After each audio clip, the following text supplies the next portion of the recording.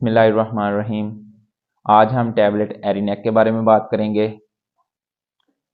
Tablet एरिनेक में ibuprofen और सीडोएफेड्रिन शामिल है। इसके अलावा इसके यूजेस क्या हैं, इसके साइड इफ़ेक्ट क्या हैं और इसकी डोजेज क्या है। तो सबसे पहले बात करते हैं कि इसके यूजेस क्या हैं। टैबलेट एरिनेक नज़ला, ज़ुकाम, बुखार, खांसी, गले में दर्द और सोजिश के लिए बहुत ज़्यादा इस्तेमाल होती है। इसके अलावा नाक की जो एलर्जी है इसमें भी ये बहुत इस्तेमाल होती है। जिन लोगों को छींकें आती हैं उनके लिए ये बहुत मुफीद है। सर दर्द और जिस्म दर्द में भी ये इस्तेमाल होती है।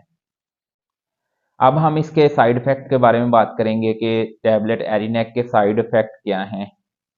टैबलेट एरिनेक के साइड इफ़ेक्ट जो सबसे ज़्यादा देखने में आते हैं उनमें चक्कर आ सकते हैं, पेट में जलन हो सकती है और सीने में जलन हो सकती है, पेट में दर्द हो सकता है।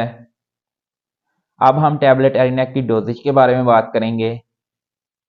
इसकी डोजेज सुबह, दोपहर और शाम खाने के बाद इसको इस्तेमाल करते हैं।